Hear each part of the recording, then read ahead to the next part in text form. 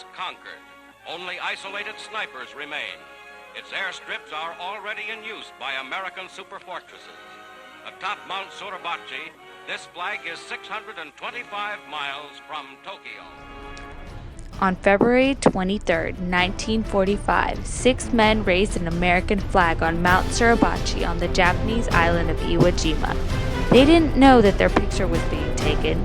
Their photographer wasn't sure what he was taking a picture of, but the picture would live on to have one of the greatest legacies of any photograph in United States history, the legacy of the flags of our fathers. 6 men were forever immortalized on February 23rd, in ink, in bronze, and in the eyes of hopeful Americans tired of the second and most menacing World War. At first, no one knew who they were. At the base of the pole is Harlan Block. Born and raised in Texas as a Seventh-day Adventist who firmly believed that thou shalt not kill, Harlan heightened the tensions between his religious mother and his loyal to Texas father when he joined the football team at his local high school and with them became a United States Marine. This farm boy would become the second highest ranking of the flag raisers and the only man that was misidentified in the photograph. The paper said that it was Hank Hansen planting the flagpole in the ground, but Belle Block swore that it was her son for years after the war. I changed so many diapers on that boy's butt. I know my boy. Turns out that she was right. Harlan's idol, the boys' leader, the oldest of the flag raisers, is Sergeant Mike Strank. Born Mikhail Strank in Yarbania, Czechoslovakia, and moved to Pennsylvania, he survived the Second Johnston flood as a child, and he could have survived the draft because of his Czech citizenship, but Mike enlisted as a Marine before the war had even begun. Mike was offered an opportunity to avoid combat through a promotion, but he declined because he had already promised his men that he would be there with them at Iwo Jima. Complex, tough, intelligent, and a brilliant leader, Mike knew the hard work and loyalty which drove him to die with his men. With only his helmet and leg visible, Rene Gagnon, the youngest of the flag raisers but known as the most handsome, born in New Hampshire, Rene Gagnon was perhaps the least liked of all the flag raisers, but he was a runner and consequently the flag bearer. Rene was hurt the most by the fame brought upon him from the photograph. He was a factory worker, then a hero, then a 19-year-old husband pressured into marriage by his fame-seeking sweetheart-turned-wife, then a janitor who everyone had forgotten about. At the edge of the photograph, reaching for the flagpole, Ira Hayes. The truest American in the picture, a Pima Indian from Arizona, Ira Hayes is best remembered for being quiet. He revealed little about himself in his lifetime of loneliness before he became a paratrooper, or his life as an alcoholic after raising a flag on a distant island. Perhaps his greatest deed was the 1,000-mile-long hitchhike journey he took to Ed Block's farm to expose the truth. It was Harlan Block in the picture and not Hank Hansen. Ira had been commanded to silence when he returned from the war, but he did justice to his dear friend Harlan a year later. Perhaps Ira's closest war friend, standing next to him in the picture, Franklin Sousley. From Hilltop, Kentucky, Franklin was a freckle-faced boy who took care of his mother when his father passed away by getting a factory job.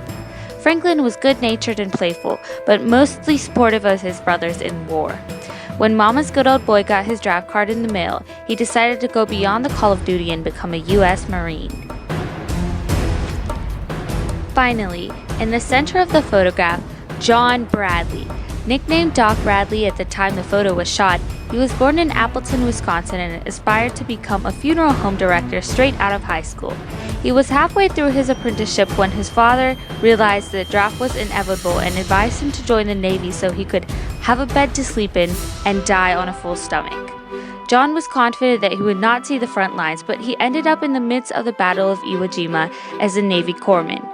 Rising to his call of duty among his Marine buddies, he became Doc Bradley, the only flag raiser in the photograph who was not a Marine and the only one to raise both the first and the second flag on Mount Suribachi. The story of the 6 men in the iconic Iwo Jima flag-raising photograph sets out to prove primarily that the individuals who raised the flag did not stand as heroes but rather arose out of a culture of common valor. Secondarily, their story emphasizes the consequences of war on young soldiers and the impact of public image on war. When John Bradley, the last surviving Iwo Jima flag raiser, died at age 70, his son, James Bradley, sought to understand more about his father's military past. John Bradley, a quiet personal man, spoke to his 8 children only a handful of times about his experiences in Japan. Not one of them, not even Bradley's wife, knew about his war buddies, his experiences in the 7th World War II Bond Tour, or even about his Navy Cross, the second highest military award for valor. Bradley sought to convey a message to all who had seen the flag raising picture about his father and the other 5 flag raisers. He tells their stories from their humble beginnings during the Great Depression to their deaths, 3 in World War II and 3 in America. Bradley's message extends beyond the legacy of the famous photograph to emphasize the repercussions of combat on the boys who took part in it, a message that he believes is part of the legacy of the photograph.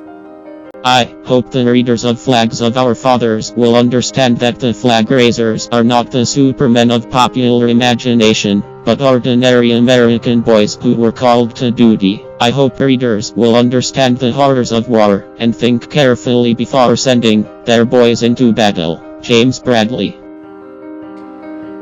James Bradley surrounds the story of the flag raisers with bountiful evidence of heroism on the island of Iwo Jima. The battle produced 27 medals of honor.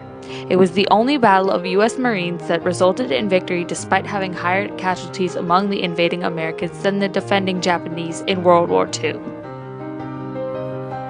The Marines had trained for months in Hawaii and had grown loyal to each other while preparing for new tactics of amphibious battle. They arrived to a quiet beach, but they soon found themselves inching forward through heavy machine gun fire.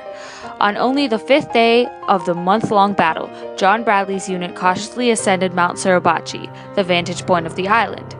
When they reached the top, they planted a small flag to cheering soldiers below. The removal of the first flag was ordered because it was to be kept in commemoration of the first victorious moment of the battle. Joe Rosenthal made his way up Mount Suribachi along with Mike, Harlan, Franklin, and Ira. Renee brought a bigger flag as John's unit took down the first. John and Renee jumped in to help the other men hoist up the replacement flag, which the other Marines didn't even notice. It was just a replacement flag, and the boys were just lending a hand. But Rosenthal had struck gold. In the split second of his shot, he didn't get a chance to look in the viewfinder.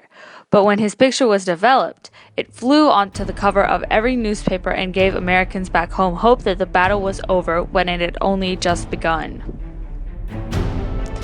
The Japanese had constructed a complex underground cave system which left the Marines with an invisible enemy and made aerial and naval bombardments good for nothing but killing Americans with friendly fire. It was a battle of chaos and confusion, of constant machine gun fire. It was a battle of 17-year-olds jumping on grenades and surviving, but of 15-year-olds ripped apart within seconds of landing on a beach, and of best friends there 1 second and gone the next. One of the greatest regrets in the story is that the public misinterpreted the flag raising as the end of the battle that had just begun, and misidentified the boys in the photo as singular heroes. None of the men believed that the second flag raising had been significant. None of them believed that they were heroes. John Bradley concluded that the real heroes are the ones who didn't come back. Bradley's best friend, Iggy, had gone missing, and his body was later recovered, severely mangled from the brutal torture that he had endured as a result of his capture. In the Pacific Theater, hospital corpsmen like Doc Bradley suffered from very high death rates as specific targets of the Japanese, who were ordered, "Kill 10 Americans before you die." Doc not only survived but saved countless lives, including one in the line of fire for which he earned a Navy Cross. But for each man saved, John saw many more die, and when he came home, he didn't want to talk about any of it. So he never took interviews, he never spoke to his family about Iwo Jima, not even his wife. 3 of John's fellow flag raisers died in battle. Mike, the leader, had his heart ripped out by friendly fire. Harlan, Mike's right-hand man, was torn apart by an explosion and uttered his last words, "They killed me." Franklin nearly made it out but absent-mindedly walked into a sniper field and swatted something off his back. Someone asked him how he was doing and he said his last words, "Not bad, I don't feel anything." John was wounded badly by shrapnel but continued to treat wounded men until he was carried off Iwo Jima on a stretcher. The surviving boys caught in Joe Rosenthal's sensational photograph were gathered in Washington, D.C. to be stars of World War II's 7th Bond tour. Renee was the only one who wanted to be there. Ira and John joined him to raise $26 billion for the war effort. The men stayed in fancy hotels and appeared in front of enormous crowds to rally support for the war effort with their fame. Ira drank his way off the tour and into a life of depression and alcoholism. 10 years after the flag raising, his body was found. Renee lived to produce one child and chased after jobs he had been promised as a result of his hero status. None materialized, and at 54 years old as a janitor, Renee died of a heart attack and his body was found in a boiler room. In the deaths of Franklin, Harlan, and Mike, the author conveys the horrors of war. And in the deaths of Ira and Renee, the author conveys the consequences of surviving war. None of the flag raisers' lives could ever be how they were before the war. The story proves that war really does change people, and not in a good way. John Bradley was the only flag raiser who wasn't a casualty of war or its aftermath, because he was so humble and private. To John Bradley, and eventually to his son, author of Flags of Our Fathers, it became clear that neither heroism nor loss are the individual burdens of a soldier, but a common virtue shared by all Americans.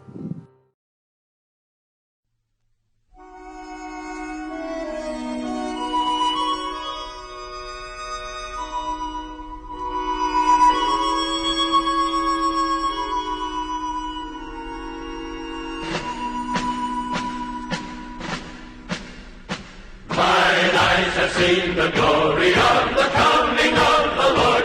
He is trampling out the vintage where the grapes of wrath are stored. He hath loosed the fateful lightning of his terrible split sword. His truth is marching on. Glory, glory, hallelujah. Glory, glory, hallelujah. Glory, glory, hallelujah. His truth is marching on. I have seen him in the watchfires of 100 certain camps.